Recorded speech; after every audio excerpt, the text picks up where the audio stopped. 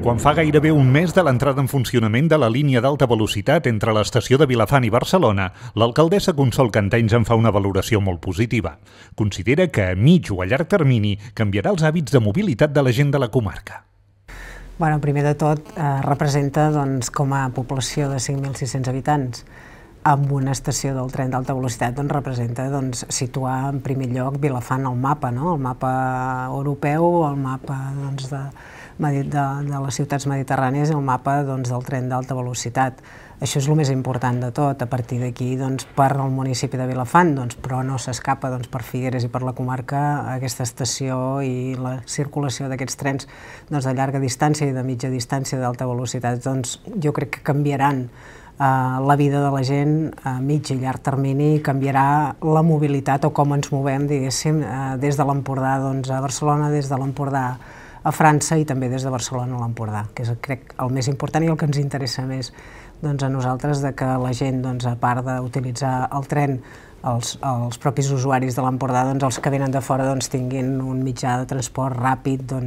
modern i, evidentment, que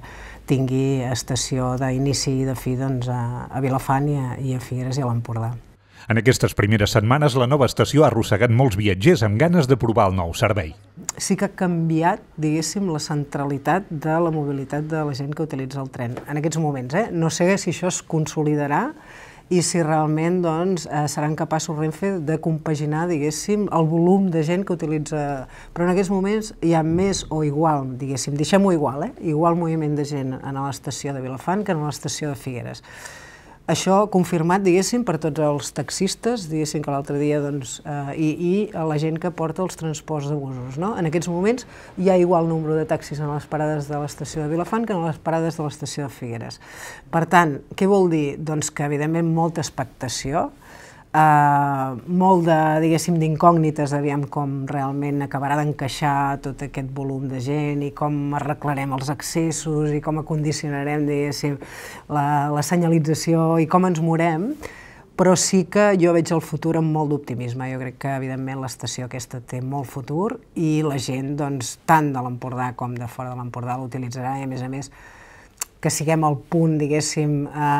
d'inici del tren internacional i de l'inici del tren de tota la línia de les 4 capitals de província catalanes, ja només això, sense parlar després de les connexions amb Saragossa, Madrid i tot l'arc mediterrani, que aquesta és una altra banda. Nosaltres estem situats en el punt just estratègic i, per tant, tenim tot el futur per davant.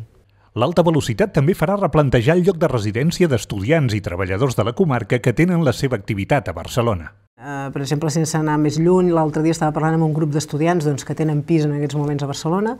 i que s'estan plantejant deixar el pis perquè amb els abonaments que poden treure amb el tren avant els hi surten molt més econòmic i, evidentment, estan a l'Empordà i poden anar i venir cada dia i, per tant, això sí que comença, diguéssim, a haver-hi gent que es planteja realment té una altra opció i, per tant, estan valorant si els hi resulta millor continuar visquent a l'Empordà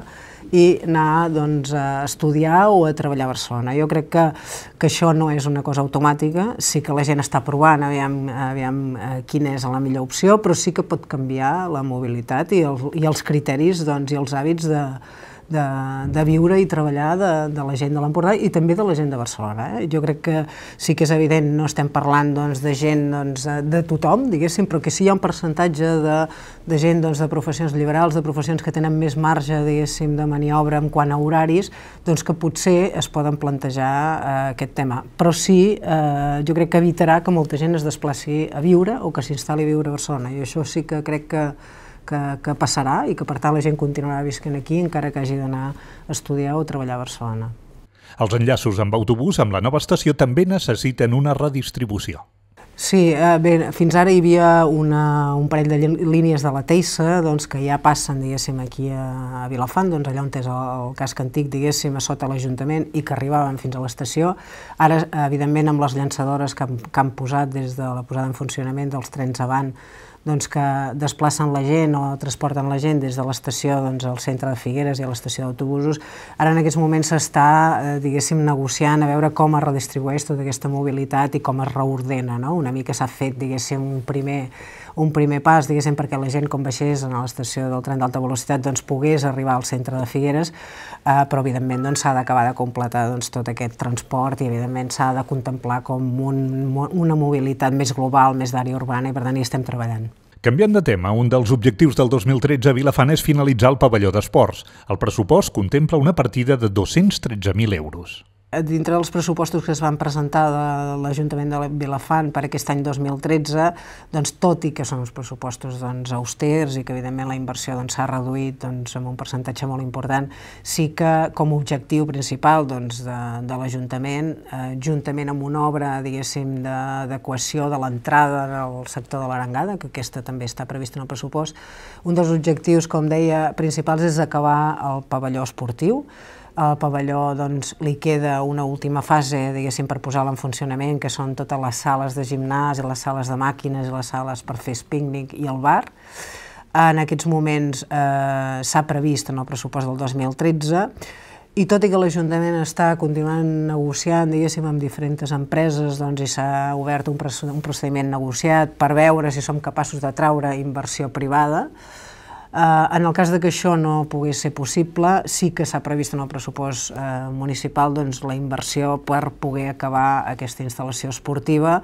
perquè evidentment entenem que això s'ha de posar en funcionament, s'han d'acabar les poques obres que queden i s'ha de poder treure-hi el màxim rendiment possible. Per tant, per això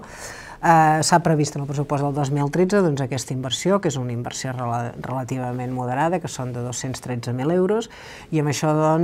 s'acabarien totes les sales, el bar, i es posaria en funcionament la totalitat de la instal·lació, que és el que realment ens